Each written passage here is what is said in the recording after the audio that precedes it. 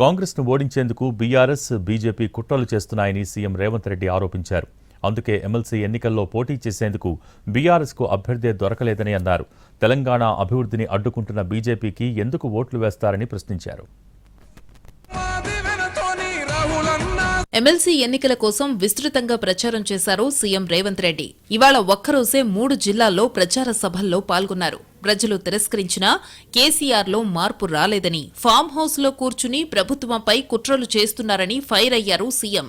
తెలంగాణ ఉద్యమాన్ని ముందుండి నడిపించిన పట్టభద్రులు ఇవాళ ఓటర్లుగా ఉన్న శాసన మండలి ఎన్నికల్లో బీఆర్ఎస్ పోటీ చెయ్యకుండా ఈరోజు అభ్యర్థి దొరకక ఎన్నికల బరిలో నిలబడని బీఆర్ఎస్ ఇవాళ కాంగ్రెస్ పార్టీని ప్రశ్నించే అర్హత ఆ పార్టీకి ఉన్నదాన్ని నేను అడుగుతున్నా. అందుకే నేను అడుగుతున్నా ఈరోజు బీఆర్ఎస్ నాయకులను, 10 నెలల పరిపాలన చేసిన కాంగ్రెస్ పార్టీని ఇవాళ ఏమీ చేయలేదని మీరు అడుగుతున్నారు కదా, 10 ఏళ్లలో మీరు ఏం చేసిందని నేను అడుగుతున్నా. ఫోన్ ట్యాపింగ్ కేసులో కేసీఆర్, కేటీఆర్లను బీజేపీ కాపాడుతోందని, ఆ కేసును అడ్డుపెట్టుకుని ఎమ్మెల్సీ ఎన్నికల్లో బీఆర్ఎస్ మద్దతు తీసుకుంటోందన్నారు. బీజేపీకి మద్దతు ఇవ్వకపోతే ఫోన్ ట్యాపింగ్ కేసులో అరెస్టు తప్పదని వారిని బెదిరించారన్నారు. మరి అక్రమంగా ఉన్న ప్రభాకర్ రావును, శ్రవణ్ రావును ప్రభుత్వం మేము ఫిర్యాదు చేసిన వాళ్ళని ఎందుకు తెస్తలేరు? ఎందుకు మోడీ లేఖ రాస్తలేడు? ఎందుకు కేంద్ర హోంశాఖనే చేయాల్సింది పని? దానికి మంత్రిగా ఉన్నది బండి సంజయ్ గారే కదా. నేను సూటిగా అడుగుతున్న, ప్రభాకర్ రావును, శ్రవణ్ రావును ఎప్పటి లోపల విదేశాల నుంచి నువ్వు రప్పిస్తావు? బండి సంజయ్ 4 కోట్ల తెలంగాణ ప్రజలకు చెప్పు. వాళ్ళని తెచ్చిన 48 గంటల్లో ఇవాళ టీఆర్ఎస్ నాయకులను లోపల వేయకపోతే, బొక్కలు పెట్టకపోతే చూడని నేను అడుగుతున్నా. కేంద్రం నుంచి నిధులు రాకుండా తెలంగాణ అభివృద్ధిని కిషన్ రెడ్డి అడ్డుకుంటున్నారని ఆరోపించారు రేవంత్ రెడ్డి.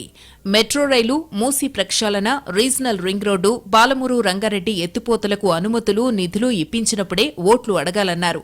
అడ్డొచ్చిన వాళ్లను తొక్కుకుంటూ అభివృద్ధి చేస్తామన్నారు రేవంత్ రెడ్డి. ఎన్ని రోజులు నా మీద కోపం ఉండొచ్చు, కాంగ్రెస్ మీద నీకు పగ ఉండొచ్చు, కానీ 4 కోట్ల తెలంగాణ ప్రజలు ఏం చేశారు? ఎందుకు అభివృద్ధిని అడ్డుకుంటున్నావని నేను కిషన్ రెడ్డిని అడుగుతున్నా.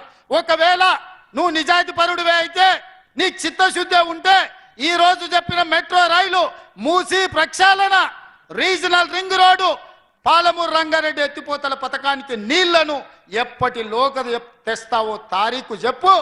ఉప ఎన్నికలు వస్తాయన్న కేసీఆర్ వ్యాఖ్యలకు కౌంటర్ ఇచ్చారు సీఎం రేవంత్ రెడ్డి. 2014 నుంచి 2023 దాకా రాని ఉప ఎన్నికలు ఇప్పుడెలా వస్తాయో చెప్పాలన్నారు. 10లలో ఎమ్మెల్యేలను, ఎమ్మెల్సీలను, ఎంపీలను తీసుకున్నాడు. ఉప ఎన్నికలు ఒకటాన్ని వచ్చినాయా?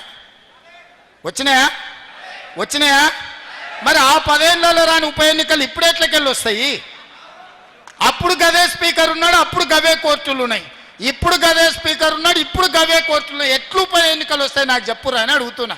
తెలంగాణను కేసీఆర్ 7 లక్షల కోట్ల రూపాయల అప్పుల కుప్పగా మారిస్తే, తాము 26 లక్షల మంది రైతులకు 2 లక్షల రూపాయల చొప్పున రుణమాఫీ చేశామన్నారు.